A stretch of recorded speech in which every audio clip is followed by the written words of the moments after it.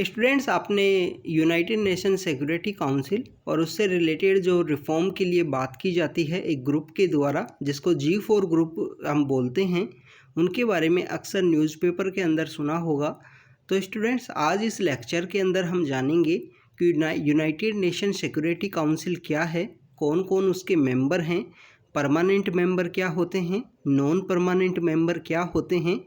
इसके अलावा हम जानेंगे कि G4 जो कंट्रीज़ हैं जिनके द्वारा रिफॉर्म के लिए जो प्रपोजल किए जा रहे हैं कि यूनाइटेड नेशन सिक्योरिटी काउंसिल की जो मेंबरशिप है उसको चेंज किए जाने की ज़रूरत है। इसके अलावा इन G4 कंट्रीज़ के भी अपोज में एक ग्रुप बना है कॉफ़ी क्लब, तो उसके बारे में आज इस लेक्चर के अंदर हम जानेंगे। स्टूडेंट्स, अगर हम यूनाइटेड नेशन सिक्योरिटी काउंसिल की बात करें, जब 1945 के समय में जब यूनाइटेड नेशन का इस्टेब्लिशमेंट में आया था, 24 अक्टूबर है, उसको हम सेलिब्रेट करते हैं यूनाइटेड नेशन डे के रूप में। तो 24 अक्टूबर को जब 1945 में ये इस्टेब्लिशमेंट में आया, उसी समय में यहाँ पे यूनाइटेड नेशन चार्टर के द्वारा एक सिक्योरिटी काउंसिल है, उसको भी यहाँ पे इस्टेब्लिश किया गया। उसका अगर हम मेन ऑब्जेक्टिव की बात करें, यूनाइटेड नेशन सिक्योरिटी काउंसिल का जो मेन ऑब्जेक्टिव उस समय था कि इंटरनेशनल पीस और ऑर्डर को कंटिन्यू मेंटेन रखना है, इंटरनेशनल सिक्योरिटी को यहाँ इनके द्वारा मेंटेन रखना है। स्टूडेंट्स, इस यूनाइटेड नेशन सिक्योरिटी काउंसिल के अंदर टोटल 15 मेंबर होते हैं। 5 इसके परमानेंट मेंबर हैं जिनको हम वीटो पावर भी बोलते हैं या वीटो पावर कंट्रीज भी बोलते हैं। इन वीटो पावर कंट्रीज की अगर हम बात करें, यूनाइटेड स्टेट है, यूनाइटेड किंगडम है, फ्रांस है, रसिया है, इसके अलावा यहाँ पे चाइना है। तो स्टूडेंट्स, आपको यहाँ पे देखने को मिलेगा कि लैटिन अमेरिका जो कॉन्टिनेंट है वहाँ से कोई भी रिप्रेजेंटेशन नहीं है।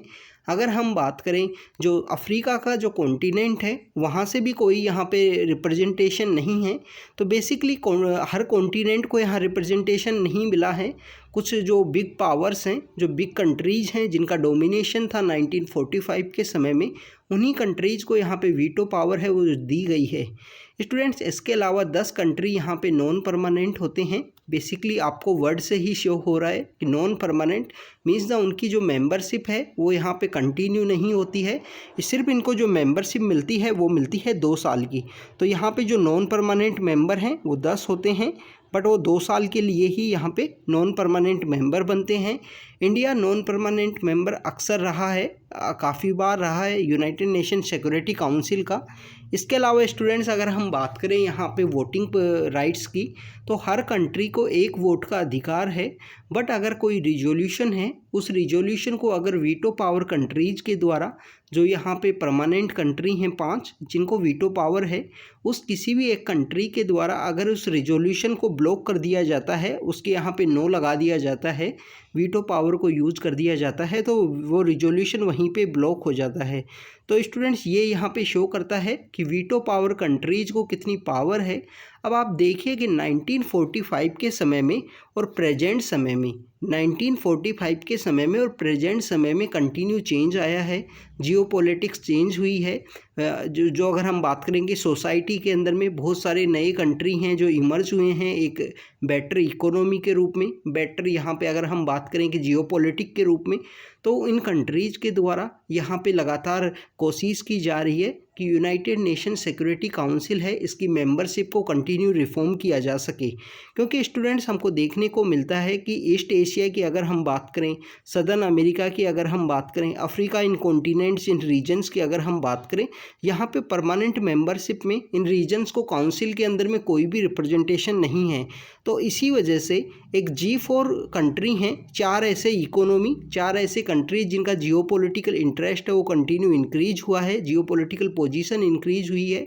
इन G4 कंट्रीज में 4 कंट्री हैं, 2 एशिया की हैं, जिसमें हम बात करें जापान और India, Japan, India, Germany and Brazil, ये 4 कंट्री हैं जिनके द्वारा यहाँ पे यूनाइटेड नेशन सिक्योरिटी काउंसिल को रिफॉर्म की बात की जाती है कि यूनाइटेड नेशन सिक्योरिटी काउंसिल के अंदर जो वीटो पावर है उसको चेंज करने की ज़रूरत है।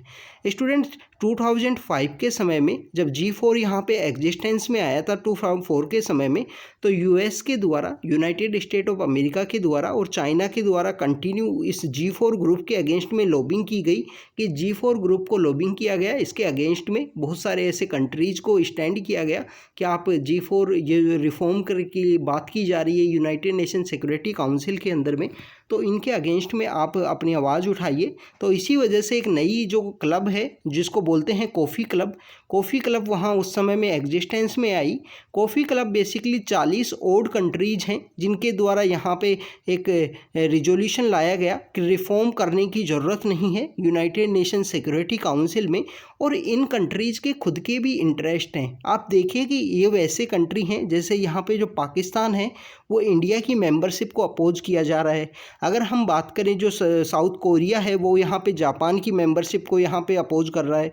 तो बेसिकली ये G4 जो कंट्रीज़ हैं, 4 वो कंट्री, उनके अगेंस्ट में यहाँ पे कुछ उनके जो, अगर हम बात करें नाइबर कंट्री हैं या उनके जो एनिमी कंट्री हैं, उनके द्वारा यहाँ पे बेसिकली रिजोल्यूशन के अगेंस्ट में एक कॉफ़ी क्लब कॉन्स्टिट्यूट की गई जो यहाँ लॉबिंग किया गया उन वीटो पावर कंट्रीज़ के द्वारा में, और एक कॉफ़ी क्लब को यहाँ पे कॉन्स्टिट्यूट किया गया कि इनके द्वारा यूनाइटेड नेशन सिक्योरिटी काउंसिल के रिफॉर्म्स को मना किया गया कि नहीं करने हैं ऐसे रिफॉर्म्स।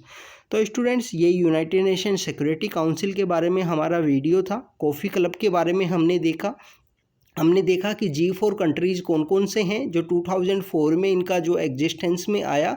G4 जिनको रिफॉर्म के लिए जिन्होंने बात की कि यूनाइटेड नेशन सिक्योरिटी काउंसिल जिस समय बनी थी और प्रेजेंट समय में जो कॉन्टेक्स्ट है वो चेंज हो चुके हैं। इस वजह से मोर रिप्रेजेंटेशन होना चाहिए, मोर इंक्लूसिवनेस होना चाहिए, जितने भी इंस्टीट्यूशंस हैं उनके अंदर रिफॉर्म होना चाहिए। तो स्टूडेंट्स, ये सब हमने इस वीडियो में जाना। ऐसे ही शॉर्ट वीडियोज़ के थ्रू हम आपसे कंटिन्यू मिलते रहेंगे। Thank you students, thank you very much.